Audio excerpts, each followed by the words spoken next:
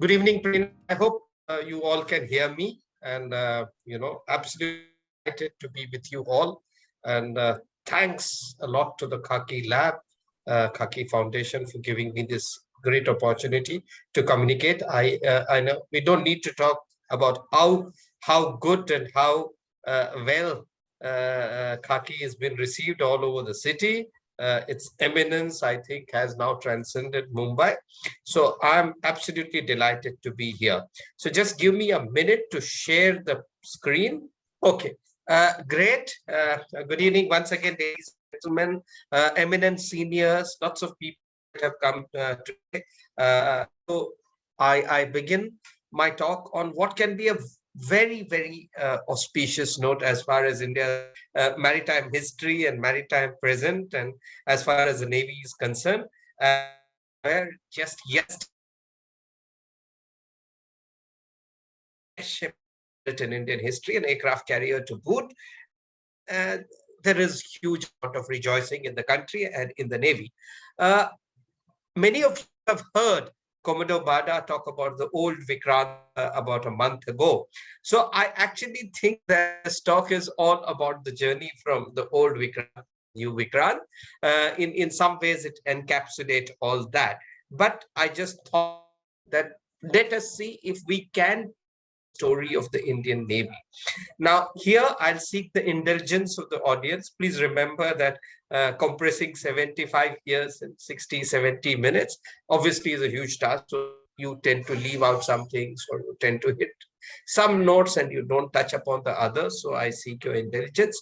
I also seek the indulgence of MLAs here, very knowledgeable people about the Navy. In they feel some of these things are blindingly obvious. I'm just trying to make it more easy for the enlightened layperson who follows maritime issues to get a better understanding of our Navy. So kindly indulge me. And third, this is completely my own viewpoint, so I could be wrong, but I'm very willing to have a discussion, some sort of critique at the end of it all. So this is basically thrust.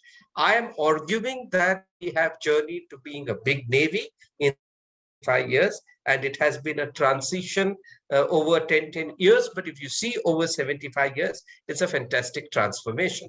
So basically, ladies and gentlemen, with some fundamentals, which navies don't just protect the coast or defend the coast. There is a certain aspect of territorial integrity when we talk of the armed force. But in some ways, and without prejudice to the Army or the Air Force, because the navies operate in international waters, we do a lot of things. And the most important is we defend maritime interests all over the world, which means that if our interests are in Antarctica, they are in the Pacific, they are in the Atlantic, we do all that.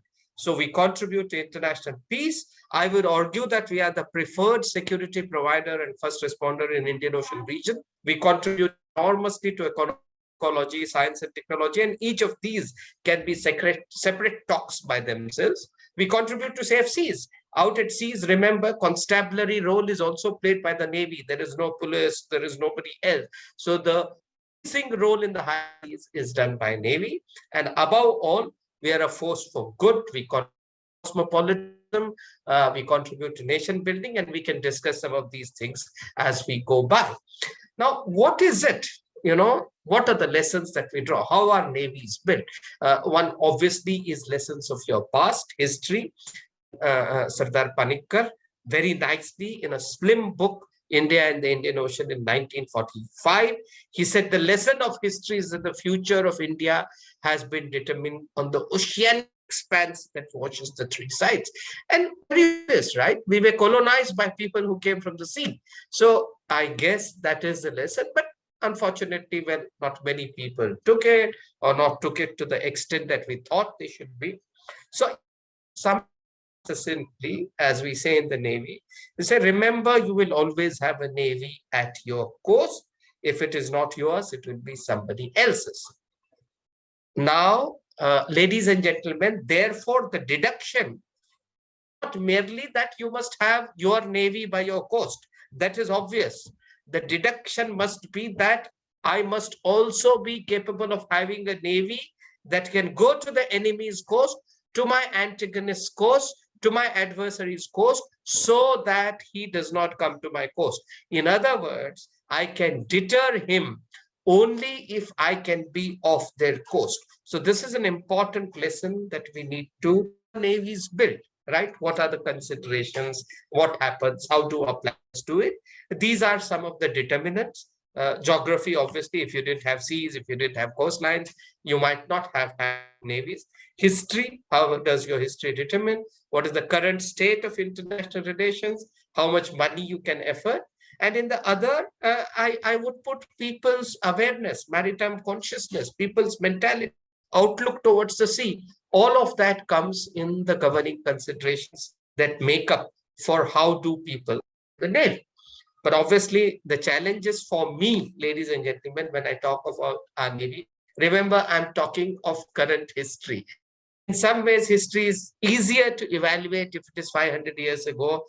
Of course, there's nobody it to, but it's easier to evaluate. It's easier to predict the future. You may not be there when it is around. But evaluating the immediate present from a prism of immediate past, there could be pitfalls. So, as I said, these are my views and my experiences. And I would argue that there has been in our Navy a basic vision, a continued growth. Some of you are aware of, we had a vision in the form of a plan paper that came out on the 25th of August, 1947, ladies and gentlemen, just 10 days after independence. Some of our planners planned for a Navy that was huge, and I could talk about that later. Tradition has been an anchor. For example, the for interns to become commissioned officers was held in 1952 with Commander Qatari as the president, the first chief later. Even today, the Midshipmen's Board is the toughest exam for interns to pass. So some of these traditions kept at a high standards as far as the Navy's growth, I think has contributed to the Navy's growth. We have greedily taken from multiple sources, from the British, from the Russians, from the French, from the Israelis, from any other source, including.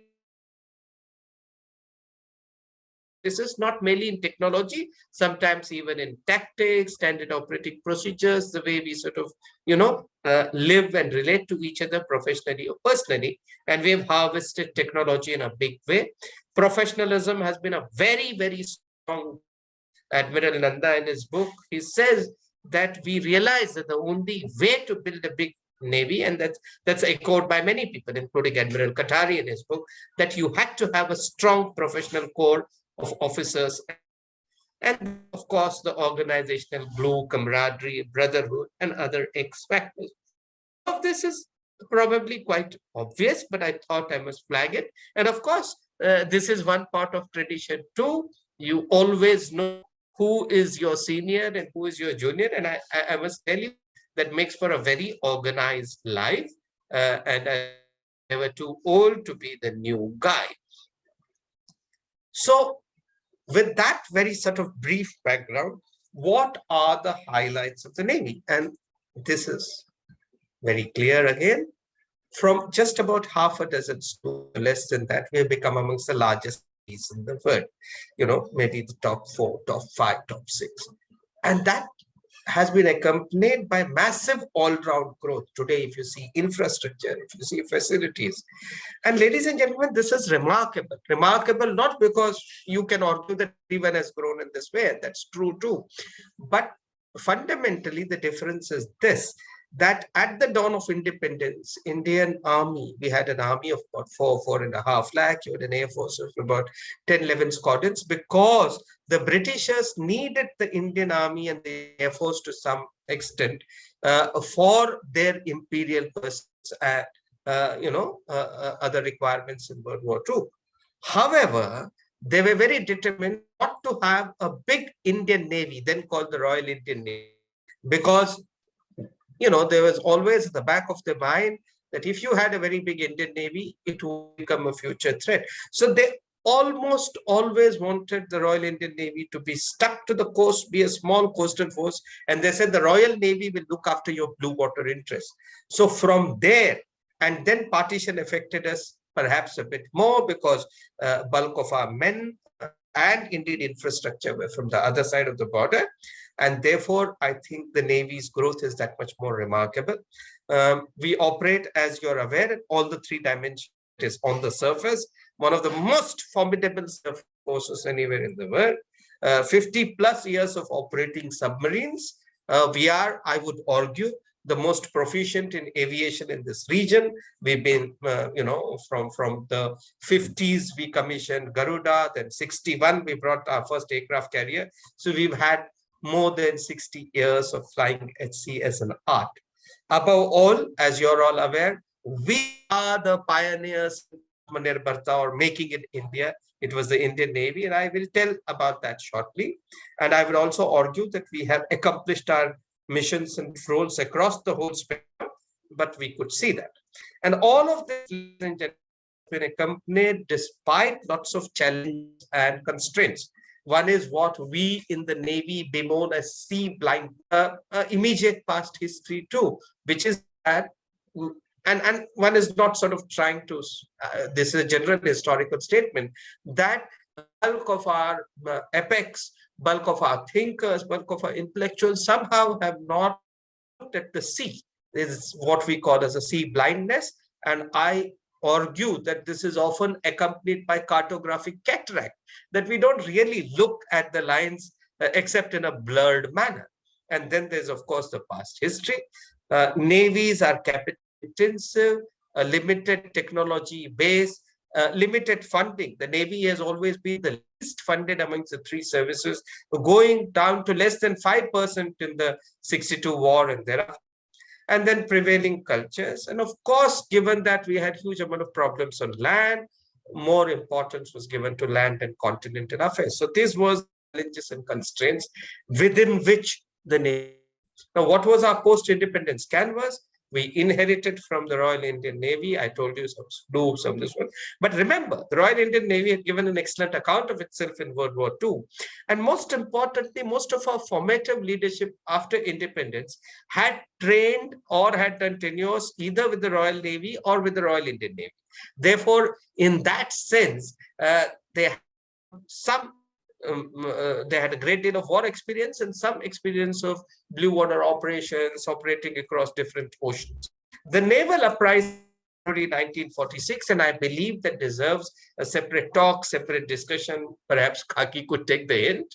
But the naval uprising, and increasingly now we have come to recognize it as a very important event that hastened the departure of the British. So the naval uprising was another thing. Now, it had some effects on the Navy. We could discuss that.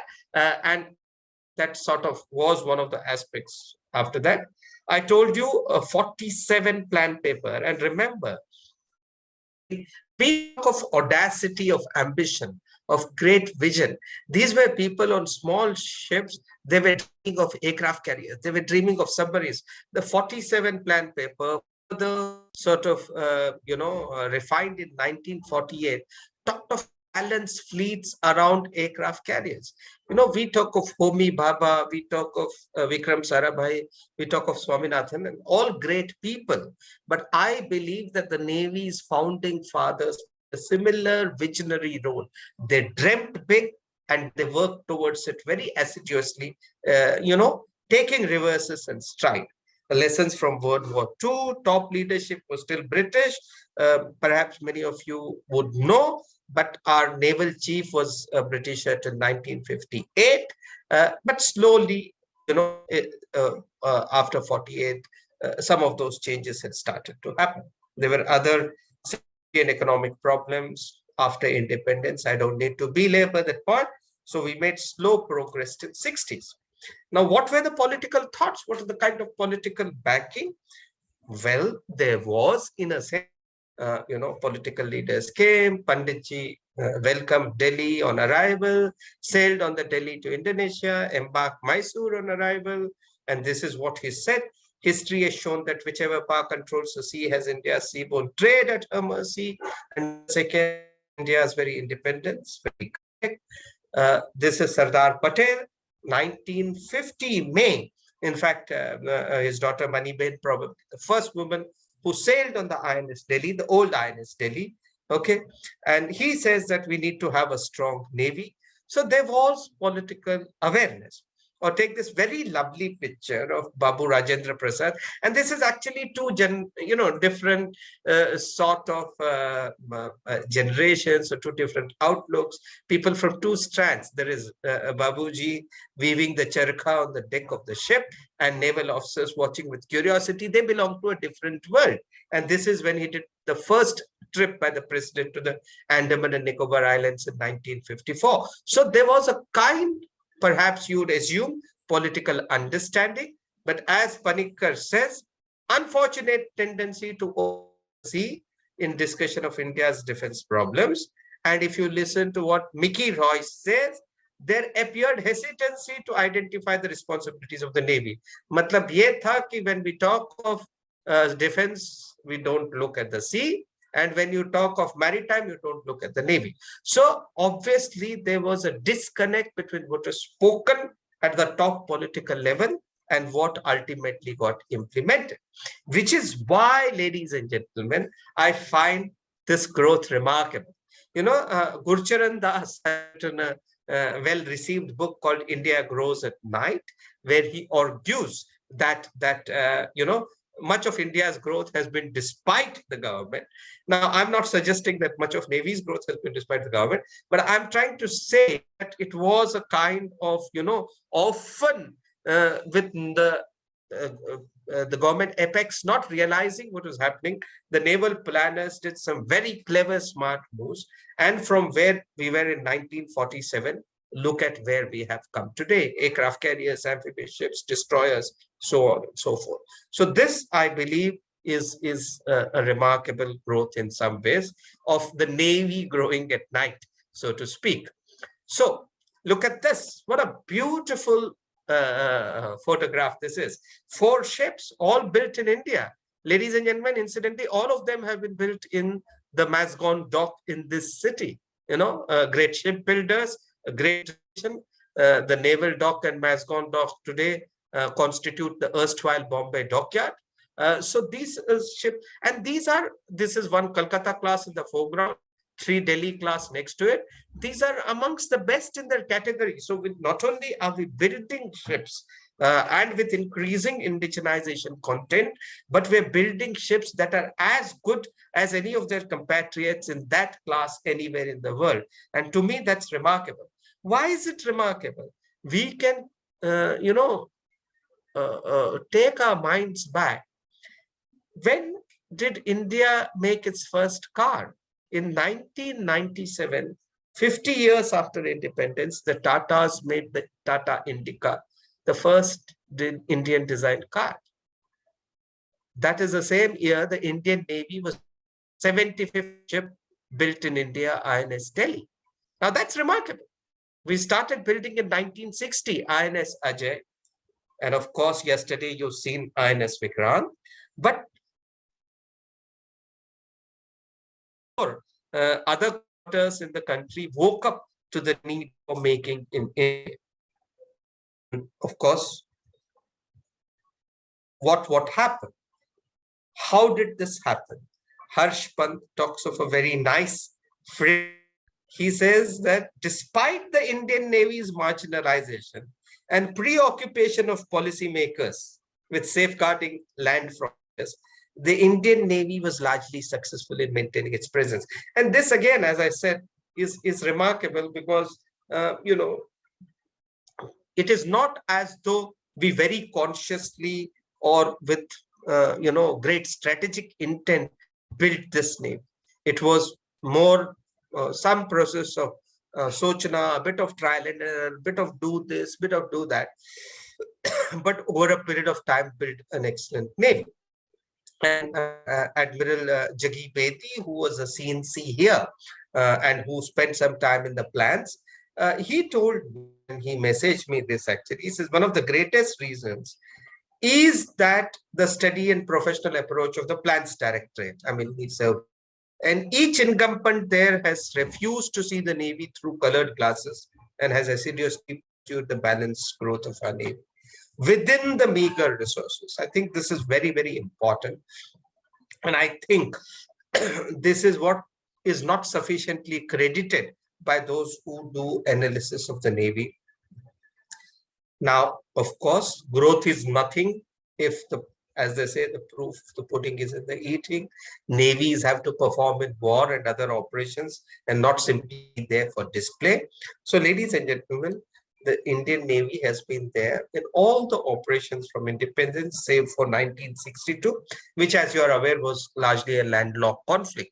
In fact, right in October 1947, was a Junagadh operation, Operation Peace. Commander Katari was the commander of the naval component for that, which was a coercive operation. Then Goa operation, where for the first time the Navy lost people, drew blood. We helped in the liberation of Goa. Last year was Diamond Jubilee, 60 years of that. People don't, again, not many people know of the Navy's role in the liberation of Goa. There is a memorial in Anjadeep Island. There's a memorial now in INS Gomantak. Please visit there when you go next time. The 1965 war, unfortunately, we made a defensive role, but I believe we did well in that role. And then, of course, 1971, our finest hour. Other than that, various operations, Pavan, our longest peace support operation, Cactus and Maldives, and so on, including the recent ones when the Navy has been deployed,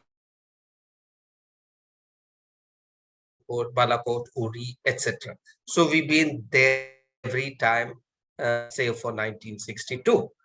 Now, look at this very interesting statistic. In 1965, we were denied action. In some ways, we were given a defensive role, which is not what ought to be done to the Navy. The flexibility stayed away. So lots of the Navy felt that, no, this is not right. But what did they do? They were determined to make it count. As Admiral Nanda said, given one more opportunity, we'll make a bonfire out of Karachi. But the man who built it, Admiral Chatterjee and others, look at how beautifully the Navy got built up in the interwar years from 65 to 71. This is what I call brought in lots of ships during this time. So we prepared ourselves very well for the next war. Admiral Chatterjee in 1968 said, when the British withdrew west of Suez, that we'd be in charge of the Indian Ocean. Now, perhaps that was said with a bit of really right if you look at how history has played out 50 years later. At that time, he was pulled up by his own foreign ministers were saying, lots of people criticized him. But the fact that today we are the preferred security provider, we are the first in the Indian Ocean, proves Chatterjee right. Most importantly, he etched a vision for the Indian Navy that this is what we must be thinking of and doing, which is why when the country's finest star was also the Navy's finest star, and Admiral Krishnan there, I'll talk about him, was very much there when surrender happened. So as we know, 71 war, almost the entire, lots of people again have the feelings about the war,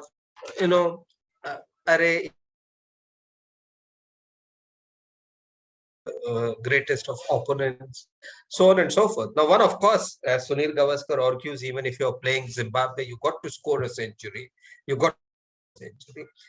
More importantly, you don't choose your opponents. But third, I would think that after World War II, probably Falklands and Indo-Pak War, where the relative asymmetry between the opponents was not that much. And we operated in two seas, in two separate theaters. We did everything, carrier operations, the Queen of Khulna, the old Vikrant, anti-submarine operations, surface operations. We sunk the Ghazi, the Kukri, we blockaded, use that word in quotation marks. Experts will know why I have done that. We basically strangulated the escape routes. 90,000 of was because we blocked the escape route east to west. We had amphibious operations. They were not very successful. We had special operations. Sandeep Unnithan has co-authored with the late Captain Samant a brilliant book called Operation X. I mean, you must listen to Sandeep. He says, man, this is the most brilliant special ops ever conceived after World War II, possibly not even in World War II, and our own probably riverine operation, in which a ship called INS district in this greater Bombay region, the Panvel had the maximum amount of decorations. It was a small ship that accomplished so much. So 1971 war, I think we still out from that, but we also need to honor all those who were a part of that, because the Navy facilitated. Now, what about the police operations? And again, I would argue that we have done huge amount of policing operations, or what is called constabulary, or what is called maintaining good order at sea. Whether it is Operation Pavan in Sri Lanka, 3 years of UN peace support operations continuously, followed by another 3 years of policing. That's long, that's huge. Or recent and in some ways slightly ongoing counter-piracy operations. I mean, look at the number of ships safely escorted.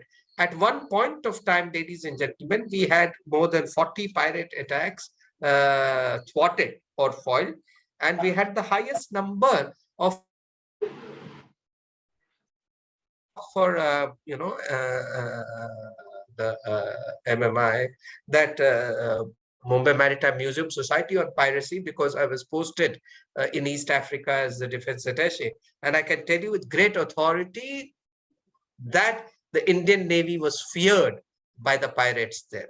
So we did very well in counter piracy, and this despite operating alone, not as a part of any coalition, because of our other political compulsions. So this is Op Pawan, 90, our longest peace support operation. Admiral Ramdas, our former CNS, who was also settled in Bombay, he was the CNC Eastern Command for much of this time. And again, this was an operation. You know, the army has written half a dozen books on army, but sadly, the Navy has not written a single one. Someone of you must take that on if there are some young researchers and scholars here. But we did everything. Operations with the army, amphibious landing, shore bombardment. A couple of years later, as an outcome of this, their famous leader, Kittu, was captured on the MV Ahad. We did special ops. Our next Mahavir Chakra after the 71 was in everything that you're required to do in a peace support operations. There were combat operations. People got injured, people, died, they got gallantry award. And it was sustained with small ships, SDBs and NCUs, which I think is another remarkable achievement. We set up temporary headquarters, the Elysees flew. So there were lots of very remarkable things about Op Pawan. There you can see some images that said with his contemporaries at that time, ships, troops, tanks loaded.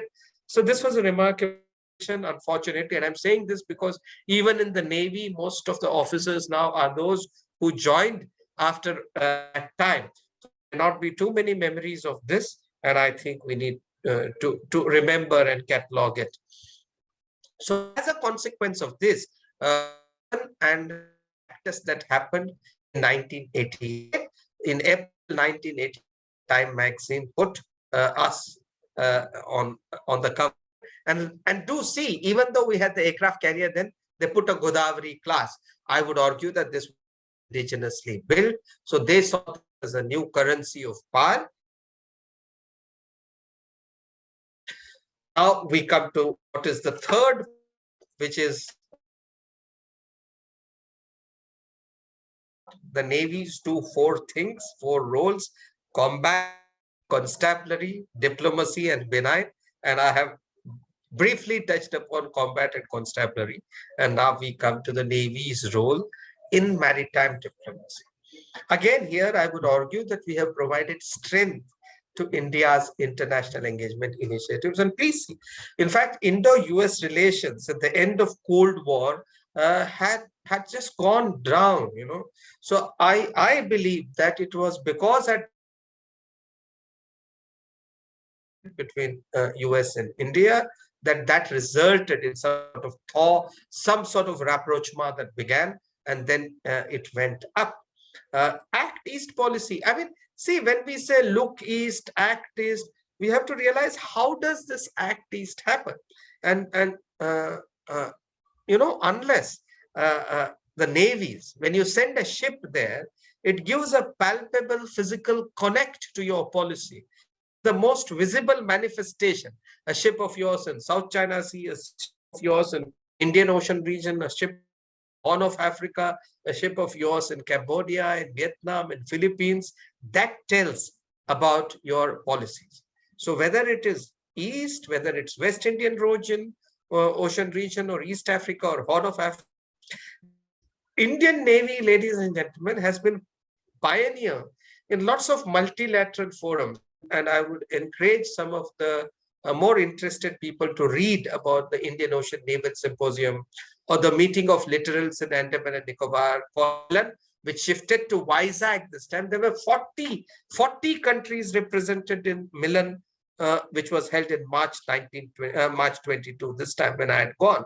So then there is the Goa conclave where the chiefs come and we talk of important security related issues. So what I'm trying to suggest is that the Indian Navy has been playing a key role, perhaps silently, perhaps somewhat a little bit, in a more pronounced manner, but we have been driving some of these changes as far as maritime diplomacy is concerned. Now, I'm not suggesting that all of this began overnight. In fact, right at the dawn of independence, as you can see, Panditji went to Indonesia. There's a great photograph. It has 3 prime ministers in one frame. He spent 6 days in Delhi, hosted Sukarno on board, and then, disembarked. So it has been happening for a long time. Look at this very wonderful picture, ladies and gentlemen. This is 1951. India is free just about 3 or 4 years after independence. Kenya is still under the British. The Kenyans got it in 1963. And here, Indian Navy ship Squadron, the captain was Captain Karmarkar, but the squadron commander was a British. And they were told to host the Kenyan freedom fighters. Jomo Kenyatta, who's the foremost freedom fighter, Tom Mboya next to him, one of the, again, leading freedom fighters. So Jomo Kenyatta, Tom Mboya were hosted on the Indian Navy ship. That's what Kenyatta says. Captain, the last time I boarded a British, Delhi was a British cruiser. It was as a part of the chipping party, the one that does labor. Thank you for all your kindness, because you were hosted in the captain's cabin for 3 days, received by a white sergeant major at the Mombasa railway station. Now, what is I'm suggesting that in a we was making the kind of moves aligned with our foreign policy. We were mapping the terrain, we were connecting with the diaspora, but we were also expressing our solidarity with countries in this region in their freedom struggle. So I think this is a very remarkable photograph. The other person in center, Appa Saheb Pant, again, one of India's most remarkable diplomats. So all of these people, made it possible to use the Navy in different. So the old INS Delhi and the old INS Mysore, the amount of sea miles put all over. They were the first to visit China, the first to visit Russia, first to visit Nigeria. So they did lots of things. So it was there right from the dawn of independence. Brahmaputra under Captain Debu, first time crossed the Atlantic in 1967, went to Canada. So in a post-colonial landscape, Navy was making some good moves, showcasing India in the JET exercises, joint exercises.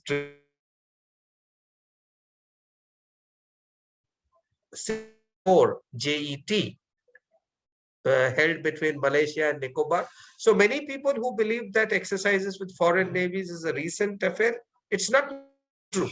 There were 5 nations, so many personnel, 2 aircraft carriers, Chippy Sampson was the first, the OTC from our side, as a British officer who was a flag officer of Far Eastern Fleet, overall OTC. But what has changed, ladies and gentlemen, is that in the last 20 years, we've given a huge institutional focus to the art and craft of maritime diplomacy. We've set up institutional mechanisms, we've put staff structures, and we started building on the gains every time. So today, our arc of maritime diplomacy is wide. Refitting of ships of foreign countries, we do training. Around 1,000 foreign trainees are trained by the Indian Navy every year, ladies and gentlemen. I mean, many of you civilian people may not be aware of this. That's why I'm saying, because this is the international character of the Navy. About 1,000 foreign trainees at various times. And I'm not counting the on-site or training that we do on our ships in diving, firefighting, NBCD when we go on. We have regular exercises.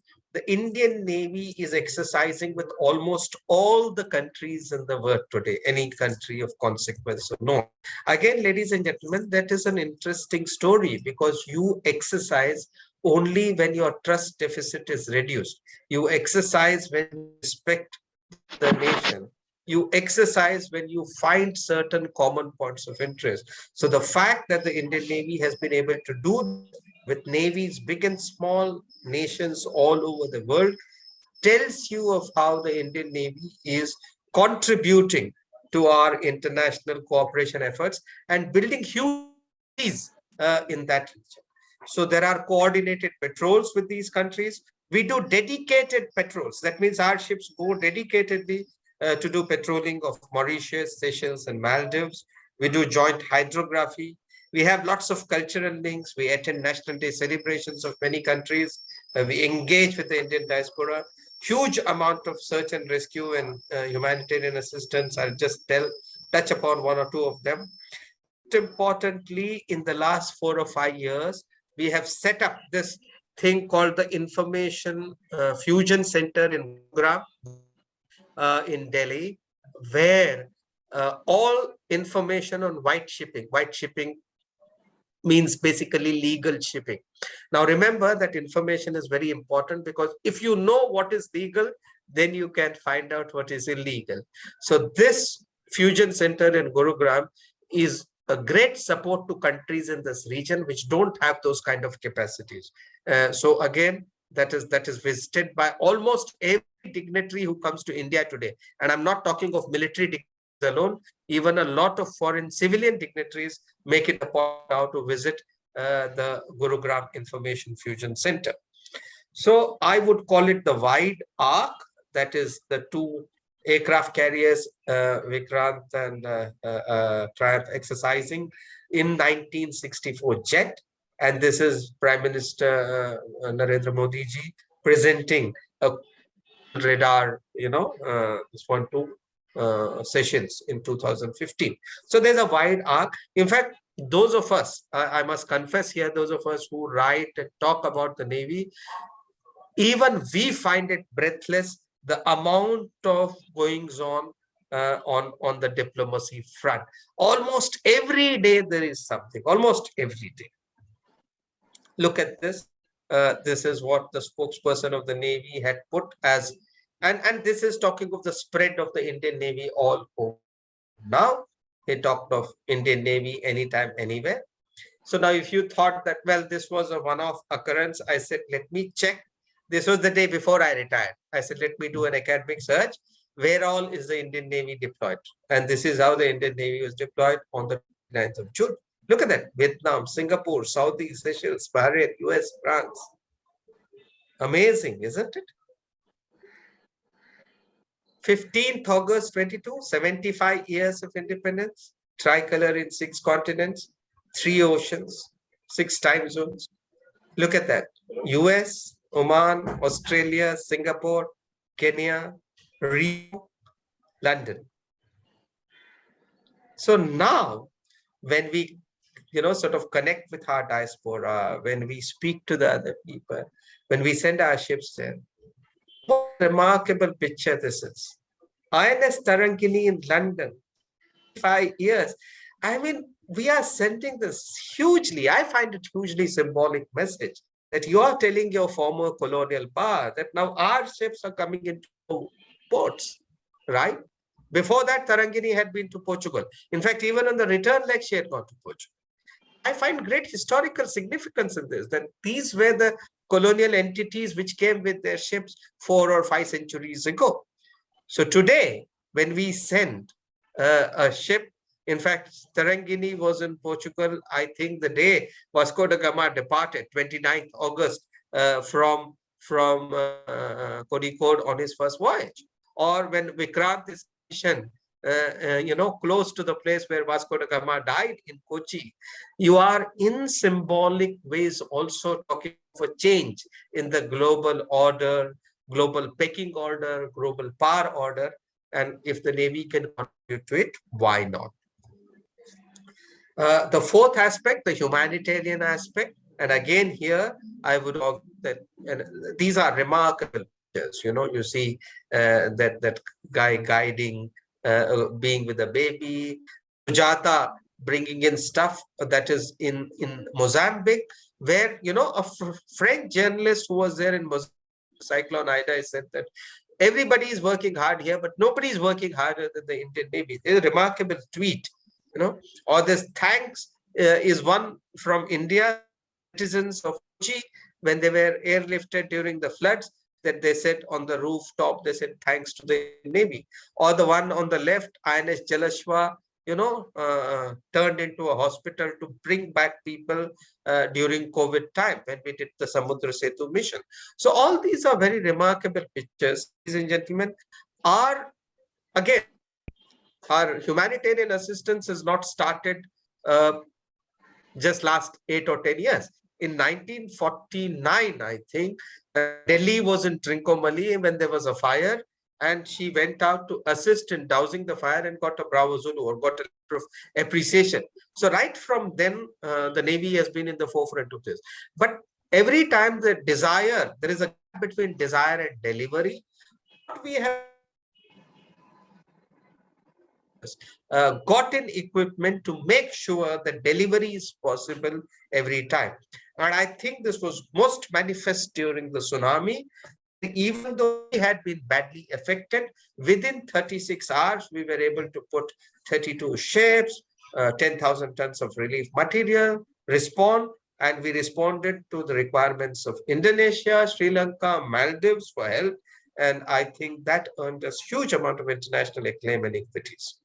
So in between that, I have cut 15 years. There have been operations like Op Rahat in Yemen, when we evacuated and brought back 3,000 people, of which 14 were foreigners, or Op Sukun in Lebanon, when we brought in a great amount of foreigners.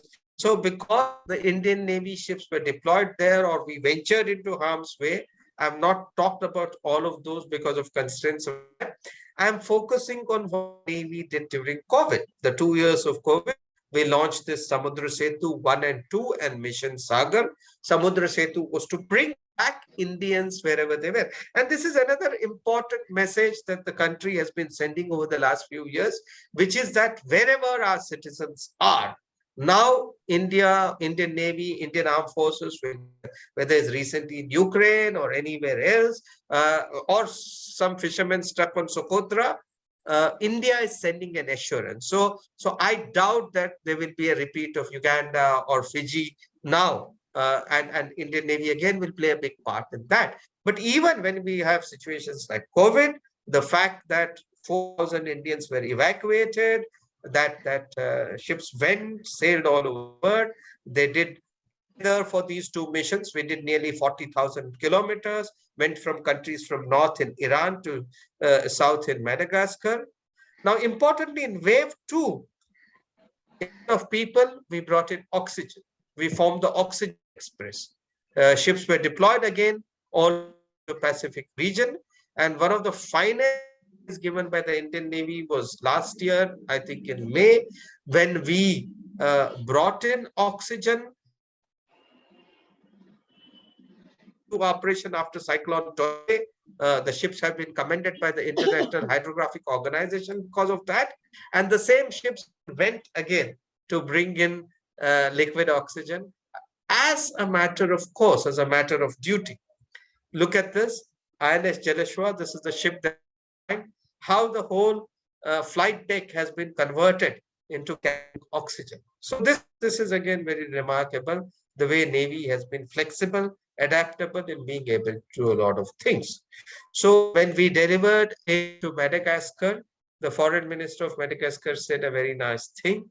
He said, very happy to visit Shardul and meet its crew, grateful to the government and people of India for their generous donation. Now, ladies and gentlemen, this is one of my arguments, that when a ship goes, the ship represents the state, the sovereign and multilingual, multi-ethnic represent India, represent the nation. And together, the sort of jugulbandi that happens, the tangoing that happens, reflects the best of India. So when the foreign minister says Shardul and its crew and the government of people, there's this automatic connection. And again, I believe that Indian Navy ships do this very well.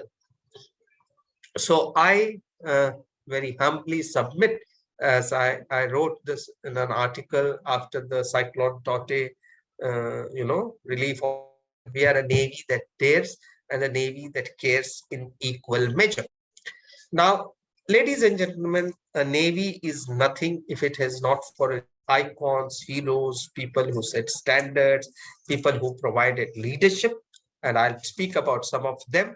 Mind you, again, this is a very small jhalak because of constraints of time. We've had chiefs and leaders, we've had war heroes, we've had other achievers. I can't talk about all of them, but I'll just speak a little. This is among our first few chiefs, and I think each one of them remarkable character. Admiral Katari, who provided initial leadership, set values, set great stone for how you build a professional navy. He and Admiral Soman followed him. Soman very austere, very Spartan. Together, they sort of laid great stress on indigenization. Admiral Chatterjee, the next one after him, a remarkable person, perhaps the Navy's greatest visionary in the way he set out. He was the architect of the Navy plans in 1948. In 1966, he's our first four-star, first chief in the rank of an admiral. He had, again, a great chance to execute that vision. So that huge rise that you saw that I pointed out previously was due to Chatterjee, but he was also a remarkable thinker. Admiral Nanda next to him, the man who bombed Karachi, very brave, lots of chutzpah, lots of audacity in the way he took the battle. It was Nanda who probably could have done that attack on Karachi, would have done Operation X, would have deployed the carrier in the east. Admiral Karsetji, the one with the long nose, and the second, our pioneer hydrographer, and who, sort of brought Indian Navy's hydrography to him. I mean, regarded as a role model. I must tell you, and many of you know this famous incident. I think Ashok Mahadevan has written about it as related by Captain Sen, that when going to meet the Prime Minister, Ronnie saw old being taken by his son to the hospital, being walked.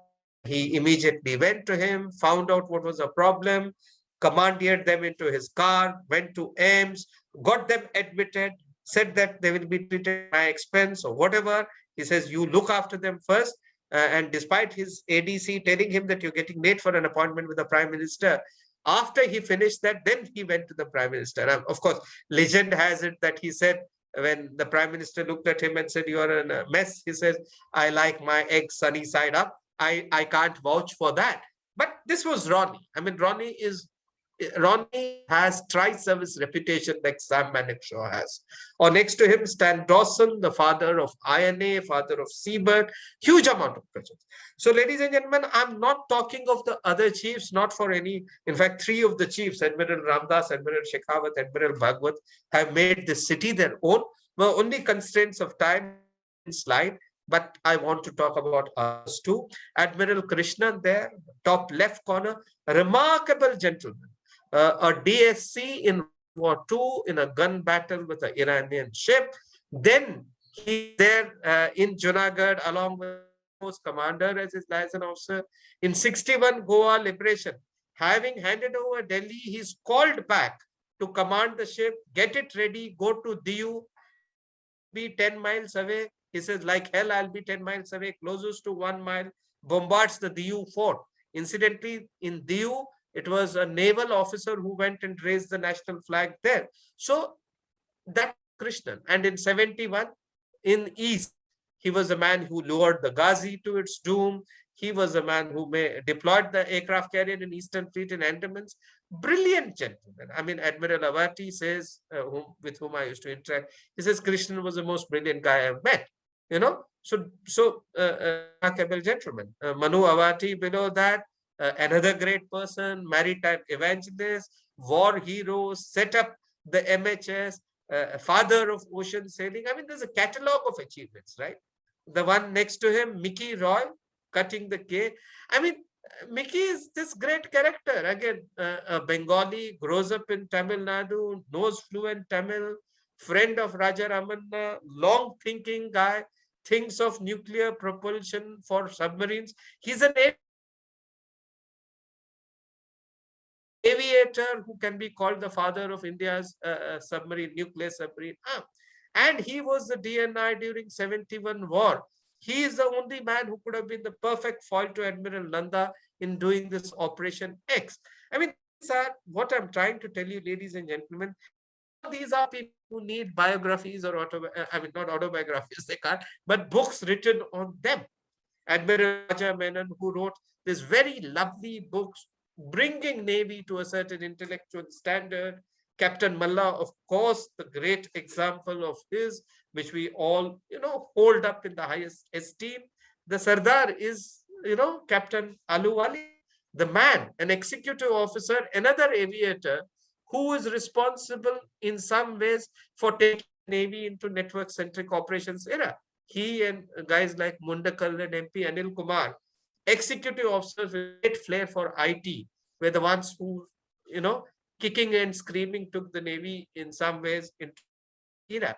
So I'm talking of a remarkable catalog of people. Of course, our biggest and greatest hero, and ladies and gentlemen, all of you should know this, that if you are using the mobile phones today,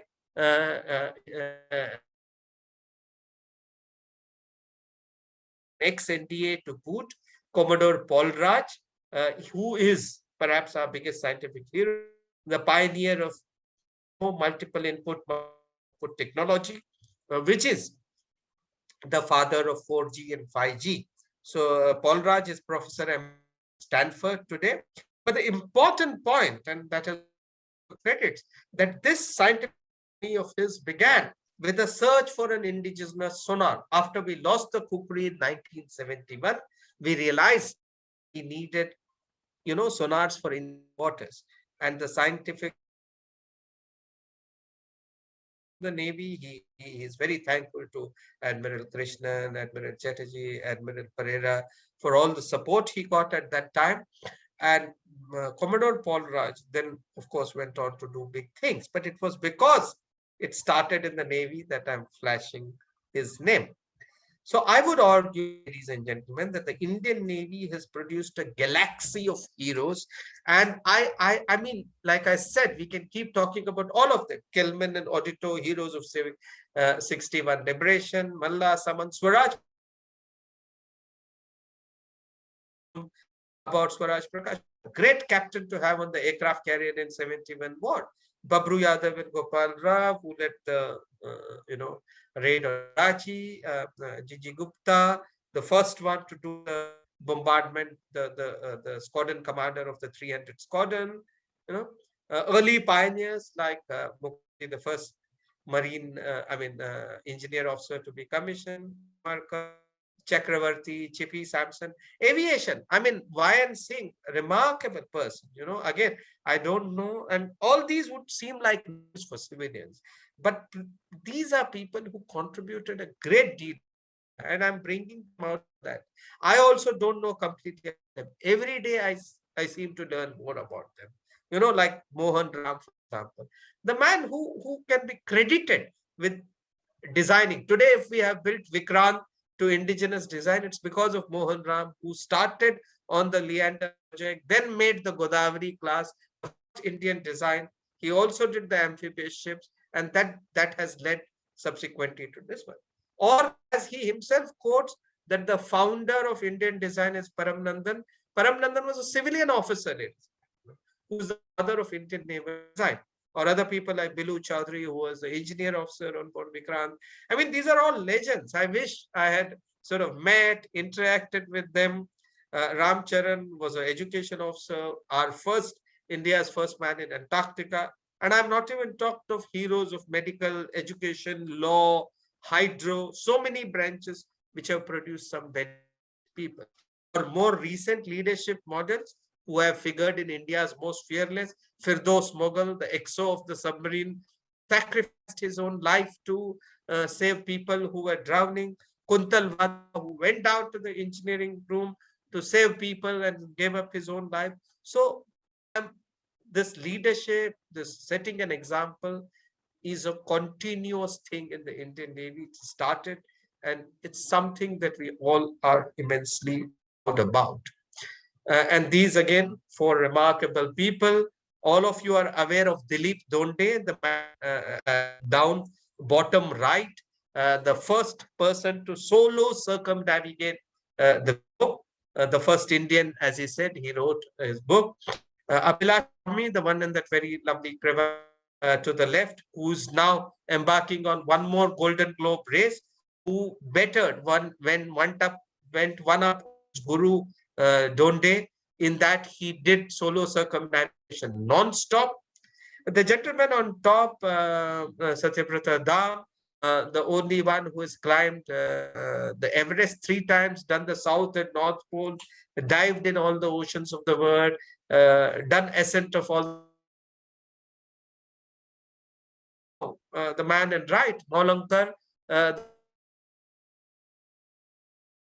on the Vikramaditya. Now, the remarkable thing is, while other people, and that is great achievement too, have landed a plane on an aircraft carrier, whether it was Arun Prakash, Theophilus,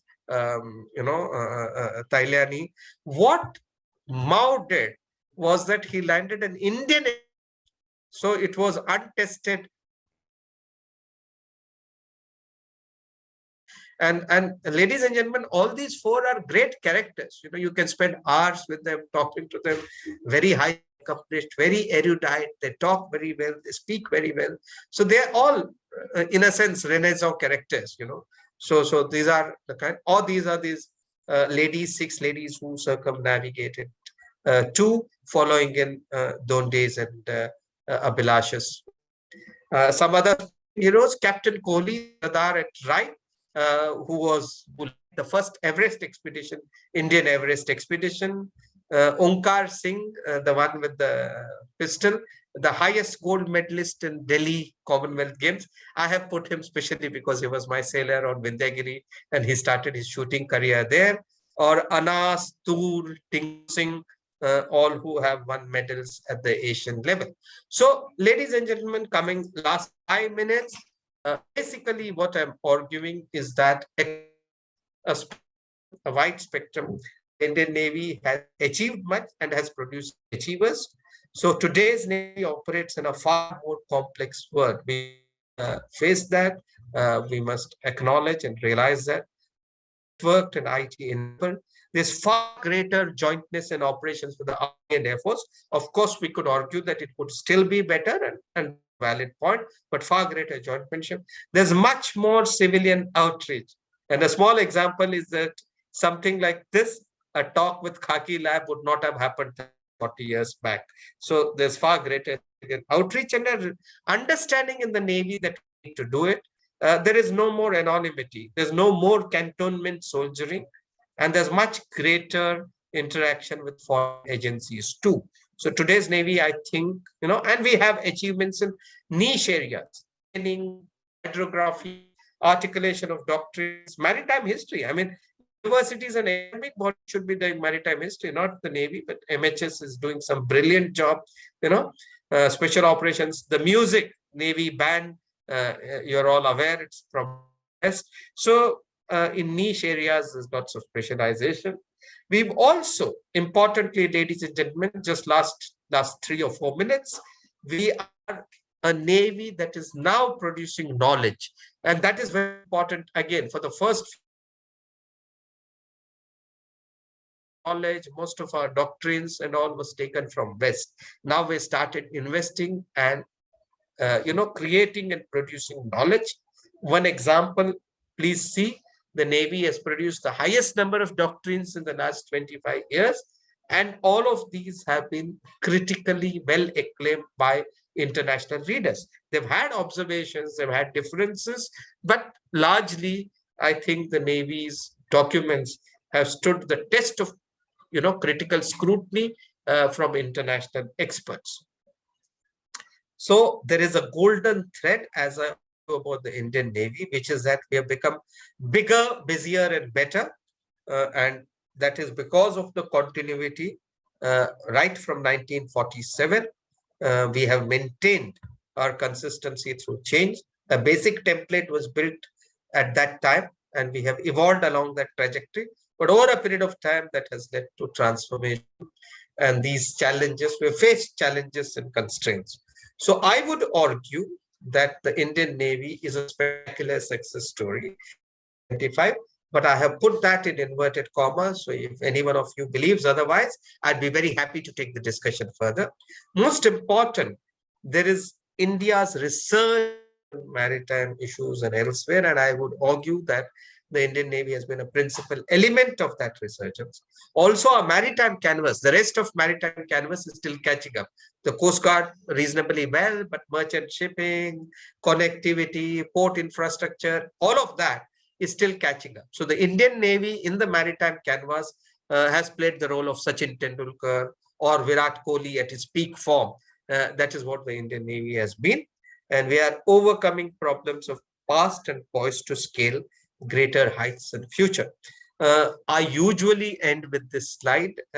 People who've heard before probably get bored with it, but at the risk of repetition, I believe, ladies and gentlemen, this slide tells a remarkable story. This is Admiral Lamba, the Navy chief, presenting the chart of Port of Tanga to the Tanzanian Prime Minister in 2017, 28th of July 2017. Now, Port of Tanga is important because it was a scene of a disastrous battle in World War I. In World War I, Tanga, as I know, Tanganyika was with the Germans. The Britishers wanted to take that port to deprive Germans of sea connectivity in this part of the world. So they used Royal Navy ships, but they also used Indian Army troops to launch an amphibious expedition. It was disastrous. We lost 400 people, more than 1,000 were injured. In fact, Tanga doesn't even have the romantic resonance of or Ypres or Flanders. It's not mentioned anywhere in the battles of World War I, except for some memorial stones in East Africa. I understand that the Americans study this battle for amphibious reasons, but that's a different. I did an article on Tanga, but it was economic for everyone. Now, in 2017, this Battle of Tanga happened in November 1940, mark the date. In 2017, when Admiral Lamba,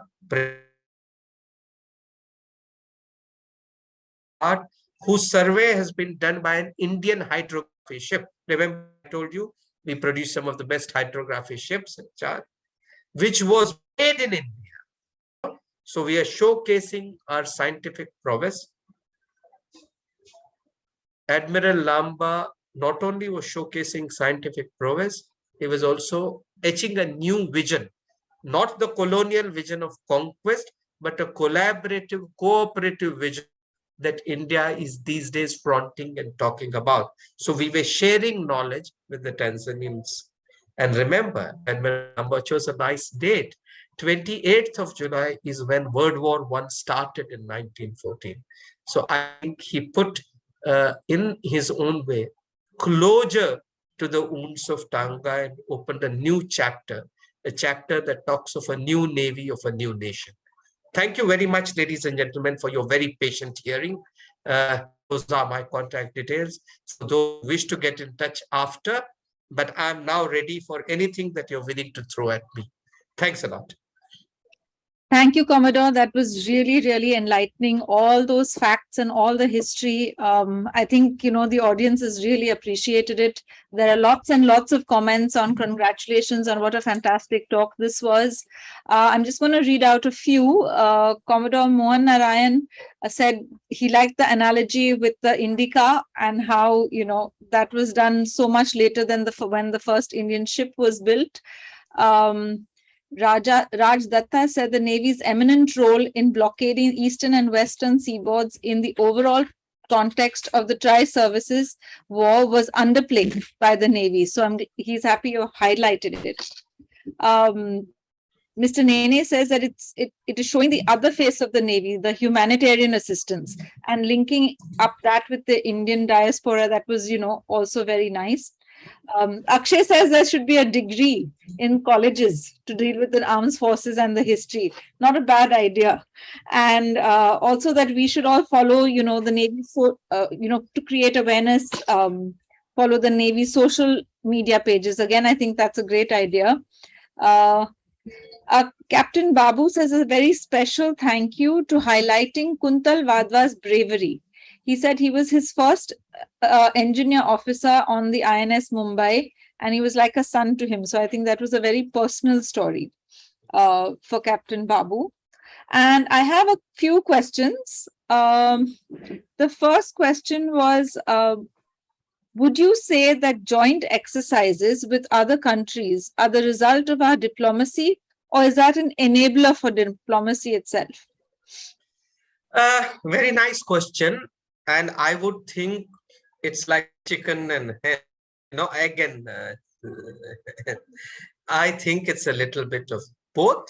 You cannot do joint exercises with other nations. Obviously, if your Ministry of External Affairs doesn't want to come on board, and ultimately they decide what is necessary politically, because the political line is by the Ministry of External Affairs. All that the Navy does is it provides this great vehicle, this great vector for enabling diplomacy. And I think over a period of time, the Ministry of External Affairs has realized that. If you see successive reports, I'm saying this in a bit of detail because my whoever asked this, my PhD thesis is on maritime diplomacy. So over a period of time, if you see the reports of our missions abroad, the attention or the focus they're giving on ship visits is remarkable. It used to not happen before. They now seek for ship visits to come there.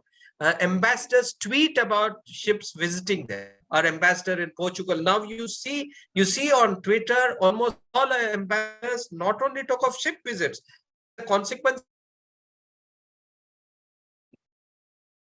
Yesterday, the foreign minister on the commissioning of Vikrant made a remarkable tweet about how this is to the Sagar region. I think at the apex level now, there is not merely better realization of what we can bring to them. There is also a better understanding of how this can be used between planners, MEA, MOD, and all that.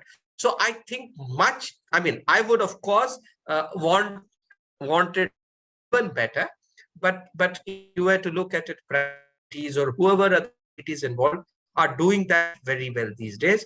So it's the Navy enables many times, like I have argued that the thaw in during Malabar exercises, or when saw what we did after tsunami. In fact, the Americans constantly these days when you see when our head of governments or state visits foreign countries, invariably there is reference to maritime cooperation, invariably in the statements that are released. So I think cooperation on maritime issues has become a big thing, on the table now, and that's obviously because it's a bit of both, and it's a virtuous circle where both are sort of doing well of each other. Thank you. Thank you for that detailed answer. And I think when you said that the ships represent the state, I think that is what you meant by that. Absolutely. Okay, question from Kirti. It says the recent commissioning of the Vikrant and the invoking of Shivaji and the use of the design of the Raj Mudra in the naval in Onson is a big step towards enhancing maritime consciousness in the largely sea-blind nation. Is there any other ways we could do to boost that? Yes, I think she makes a very, very valid point. To all of us, people in uniform, people recently retired from uniform, enlightened citizens who are, in this talk and elsewhere, I think we must do a lot more for maritime consciousness in our country. Admiral Nadkarni is credited with that famous statement that in India, people getting their feet wet, but Belpuri. So we need to change that mindset. People need to see the seas what they are. People need to see waters. We need to have great maritime consciousness through formal, through informal means, through popular media, cinema. I mean, I'd like to see a lot more of OTT channel, TV shows, movies on naval characters, Navy characters. As I said before, each of the naval hero that I've spoken about, document them. So I believe that one way of enhancing consciousness amongst the experts, but take it to the common people. We did some of that. We brought out series of Amar Chitra Katha books. One more is coming out. So I guess this requires, as we say in the Navy, we need a whole of approach to this. So this needs whole of country approach to enhance maritime consciousness. But if we don't do it, then we will not have the kind of outcomes that we want. And I think she's made this very valid point. Agents like commissioning of Vikrant, change of ensign, consciously including symbols of our maritime past, all of that is very good. We ought to be doing it. But this is something where the Navy persons and the civilians need to go hand in hand. And I think KHAKI is doing a great job in bringing some of our, your talks, much of your walks, they stress on the maritime character and maritime aspects of this city. So this absolutely there needs to be much more maritime awareness and consciousness initiatives from all of us. I agree completely with that. Thank you. And yes, we hope we can have more people come on from the Navy as well.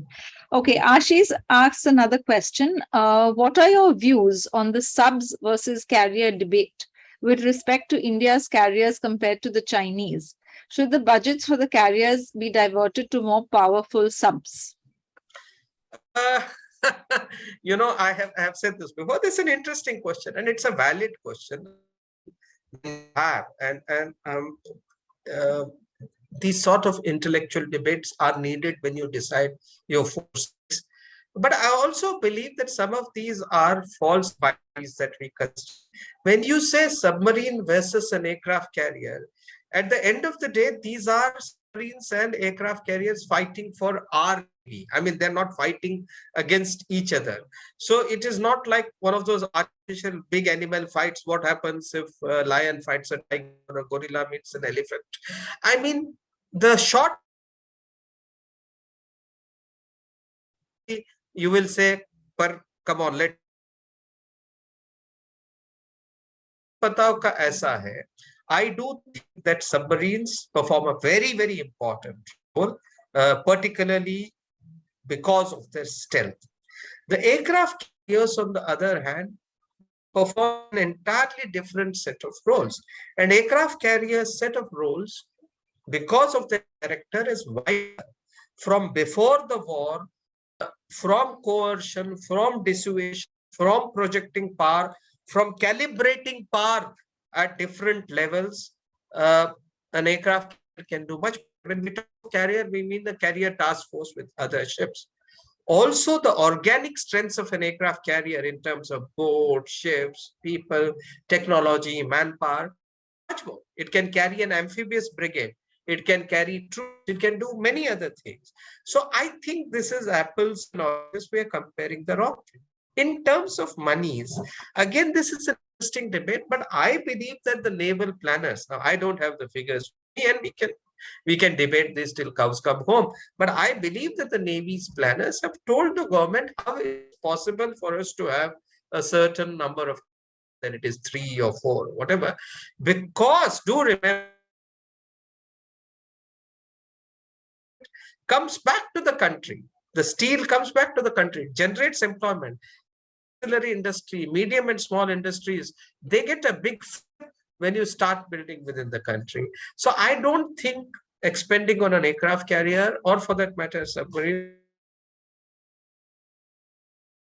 I'd say we would need both. What should be the balance? I would say that, that let us leave that for the naval. You and me don't have complete information in this regard. And let us trust our naval planners that they will come with optimum figures. But I respect what you're saying. And I'm glad that these sort of debates are happening, because it means that people are concerned about national security. And hats off to you. Okay, thank you, sir. A couple more questions from Resham. Just like the army has a territorial army, wherein civilians can help in nation building, is there a similar opportunity offered by the Indian Navy? Ma'am, I didn't get this question. There was a brief, I'll repeat it. I'll repeat the question. It says, just like the army has a territorial army wherein civilians can help in nation building, is there a similar opportunity offered by the Indian Navy? Well, there is no similar opportunity offered by the Indian Navy, but I would think this is a great idea, because the territorial army not only enables you to have in some way a second line of defense, it makes lots of people enlightened about the army, it brings in that discipline, and more importantly, just as some of the territorial army battalions have been specific works like ecological territorial army battalions, I believe a case could be made for having something similar for the Navy. In principle, I'll go with it. But as they say, the devil is in the detail. What about the number crunching? What about the budget? Where the monies come from? Will the government give more money to the Navy for setting this up? If the government gave more money to the Navy, would the Navy be interested in more hardware rather in raising a bigger force? Because for us, technology and hardware has, in some cases, greater salience. So I think the devil is in detail on this question. It is not that the Navy has not thought of it, but I believe that probably on balance, it has not done it up, because it may have more prosperous. I guess some of these questions will get to be answered. We might have something like that. But I believe that since we are on the question, I believe that the Naval NCC does a great job, but I believe the Cadet Corps, which is operating in Bombay, that is doing fantastic job. And if we have more of the SCC kind of things, which gives fantastic dedicated exposure to the sea, I think that'd be another great initiative. I mean, I think in principle, TA Navy, or you can't call them TA, you would call them TN. But territorial Navy is also an oxymoron, because navies are just not about territory. But the idea is good. I can't come till we flesh out the details. Sure, that's a fair answer. She also wanted to know, does the Indian Navy play a role in the development of ports? Not a direct role, because I think there is also a requirement for entities in a country to sort of concentrate on core competence area. And we are talked of Navy doing a lot of things from diplomacy to humanitarian assistance to policing. So now if you say we must also have a lead in the development of ports, I guess that would probably be unfair, and it's also unfair to the Ministry of Shipping or whoever is charged with bringing up the ports. But I recognize the bigger point that is being made, which is that as naval ships tend to use ports elsewhere, they can form a very good feedback mechanism about the ports. And I would believe, for example, that some of the ports that have come up in Gujarat have been because the Navy ships patronized them at a point of time when they were. I'm not arguing that it's happened entirely due to that, but the Navy has often used ports in different parts of the country, even when the facilities there are not very good. The Navy contributes directly by surveying those ports and giving navigation information. So that way we help. We often help with diving assistance in these ports. And frequently, many naval officers, retired or serving, are a part of the port authority in different ways. So these are the ways we contribute. Earlier, for example, the first chairman of JNPT was Admiral Sawhney, if I remember right. Admiral Nanda writes in his book that after liberation of Goa, how the Navy played a big role in development of Goa port because the railways were also looking for the land there. Other people were looking for that place. So I think the Navy contribute indirectly by being a part of this wider consultative mechanisms. The maritime epics, we have a couple of officers in the Ministry of Shipping and in the ways that I mentioned. But I think it would be an unfair burden on the Navy to be asked to develop ports in the country. That is somebody else's job, and it's best left to them. Sure. That totally makes sense. Abhijit is, thank you for an extremely informative talk, but he has a question as well. He says, has the lack of a formidable adversary in the seas till now stopped us, I think, from speaking of ourselves like the British speak of Nelson or Americans speak of Nimitz? Again, I didn't get that, ma'am, a bit of this one. Has the lack of a formidable adversary in the seas till now stopped us from speaking of ourselves like the Brits speak of Nelson or the Americans speak of Nimitz? Remember that the British history is much longer. Overseas, their formal history and their written history. And the Americans too, over 200, 300 years. They took part in both the world wars. There is a greater body of literature, and they have been good. They have been good in out what their heroes did. And I would think that one must say hats off to their heroes, whether it's Nelson, Nimitz, Bull Halsey, whoever. But we must also not forget, and this relates to Kirti's question, that a lot because they wrote about their heroes. We haven't done that. We have not recognized that. Argue, I mean, whether our heroes pre-independence, whether it was the Cholas, whether it was Shivaji, Sambhaji, Kanuji, Angre, I mean, all of them, the Marakkars, the Kunjali Marakkas, Rani Abbakka, they were great characters. We need to write more about them, we need to produce greater literature and look upon them as our great admirals. I mean, I think Kanuji Angre he remained undefeated, and he defeated I think 1721. He defeated combined Portuguese and British fleets. So they're all very remarkable battles that our people took. In more recent post-independence history, I think that is why I put that gallery of heroes. Many of us have played a remarkable role. I mean, I don't want to single anyone, but I have written detailed articles on Admiral Chatterjee and Admiral Krishnan. And indeed, we did a seminar on Admiral Karsetji's great contributions. Irrespective of whether you had a formal adversary or not, and you can't choose your adversaries, you can't choose who will see. I take the point that having a formal adversary brings in greater dramatic context and contest, but I believe that there is enough write about great Indian admirals, both pre-independence and post-independence, and I believe we should start doing so. Okay, thank you. Just two more quick questions and then we'll let you go. Absolutely. No, no, I'm there, and up to you guys. Yeah. Okay. Somebody wants to ask a little bit more about the ecological role that you mentioned that the Navy plays. Yeah. Okay. If that person can get in touch with me separately through my slides, I did a detailed talk in St. Xavier's College a couple of years ago, talking of the Navy's role in ecology. Let me put it very briefly, and I'll put it very nicely. I don't know if Mrs. Ramdas and Admiral Ramdas are here listening. You know, long back in 1992, I had written an article under the pseudonym Rainbow Warrior of how the Navy can contribute to ecological housekeeping. Now, how do we do it? There are 3 or 4 ways. One is, as I said before, at sea, you don't have police, you don't have forest service, you don't have forest rangers and guards.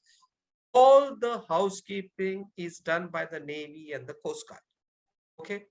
And in the high seas, it's largely the Navy. So if there's any fishing, if there's anyone doing illegal fishing, if there's anyone doing anything illegal in terms of extraction of your resources, it is largely the Navy that is doing a job of prevention or thwarting.